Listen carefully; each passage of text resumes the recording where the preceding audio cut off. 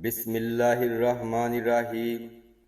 معزز ناظرین کرام، السلام علیکم۔ قرآن مجید میں سورہ بقرہ کا جو چوتھا رکوع ہے، اس موضوع پر اس کا نقطہ عروج ہے۔ اس میں انسان کا مقام اس کائنات میں معین ہوا۔ خلیفۃ اللہ فی الارض، وَإِذْ قَالَ رَبُّكَ لِلْمَلَائِكَةِ إِنِّي جَاعِلٌ فِي الْأَرْضِ خلیفۃ۔ یہ انسان کا مقام ہے۔ یقیناً انسان ایک حیوان ہے۔ جو ایوولوشن کے نظریے کو مانتے ہیں وہ بھی تسلیم کرتے ہیں کہ اگرچہ حیوان ہے لیکن ایوولوشن تھیوری کے ٹاپ پر کھڑا ہے، انتہائی ارتقاء یافتہ حیوان ہے۔ لیکن یہ کہ قرآن بتاتا ہے کہ یہ محض ایک حیوان نہیں، کچھ اور ہے، اس کے اندر کوئی اضافی حقیقت ہے۔ بہرحال میں یہاں صرف اشارہ کر رہا ہوں کہ انسان کو اللہ تعالی نے اس دنیا میں اپنا خلیفہ مقرر کیا ہے۔ انی جاعل فی الارض خلیفۃ، لیکن اس خلافت کی بنیاد کیا ہے؟ اور جب تیرے رب نے فرشتوں سے کہا کہ میں زمین میں خلیفہ بنانے والا ہوں، تو انہوں نے کہا کہ ایسے شخص کو کیوں پیدا کرتا ہے جو زمین میں فساد کرے اور خون بہائے؟ ہم تیری تسبیح اور پاکیزگی بیان کرنے والے ہیں۔ اللہ تعالیٰ نے فرمایا، جو میں جانتا ہوں تم نہیں جانتے۔ اور اللہ تعالیٰ نے آدم کو تمام نام سکھا دیے، اور ان کا جو بھی استفہام تھا، اعتراض کرنے کا مقام نہیں تھا فرشتوں کا، بات سمجھنے کے لیے عرض کیا۔ اس کے جواب میں جو اللہ تعالیٰ نے وضاحت فرمائی وہ یہ کہ میں علم دے رہا ہوں۔ اس کی خلافت کی بنیاد علم ہے، لیکن کون سا علم؟ علم الاسماء، اس لیے کہ اسی رکوع کے آخر میں ایک دوسرے علم کا تذکرہ ہوا ہے۔ جب آدم اور حوا علیہ السلام کو ایک آزمائشی جنت میں رکھا گیا اور ان کے سامنے انہیں ایک تجربہ کرا دیا گیا کہ ایک دشمن ہے جو انہیں ورگلانے کی کوشش کرے گا، اس کے ہتھ کنڈوں سے اپنے آپ کو محفوظ رکھنا ہے۔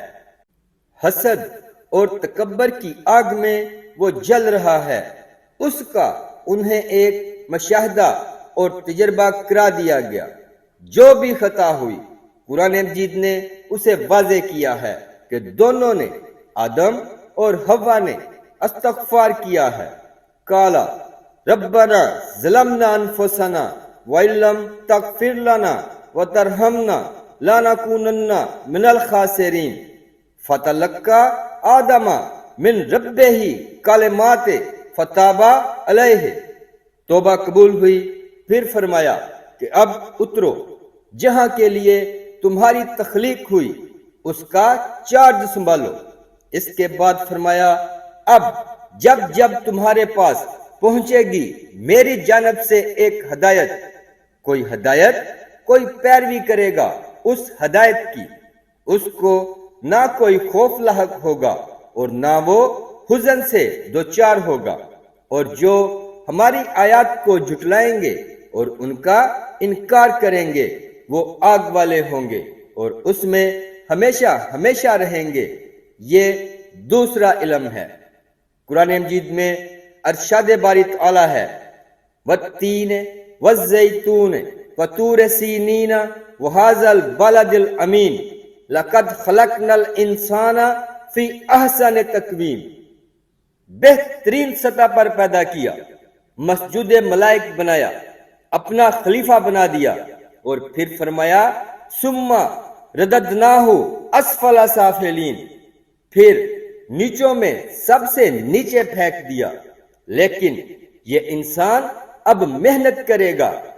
نیچے اگرچہ پھینک دیا گیا تھا، الا الذین آمنوا وعملوا الصالحات جو ایمان لائیں گے اور نیک عمل کریں گے وہ پھر دوبارہ حاصل کر لیں گے اپنے اس مقام کو جس پر اصلاً اسے پیدا کیا گیا تھا، اور جو لوگ اس مقام کو حاصل نہیں کر سکتے ان کے بارے میں قرآن کہتا ہے، سورہ اعراف میں آیا ہے، یہ چوپاؤں کے مانند ہیں بلکہ ان سے بھی گئے گزرے۔ کیوں؟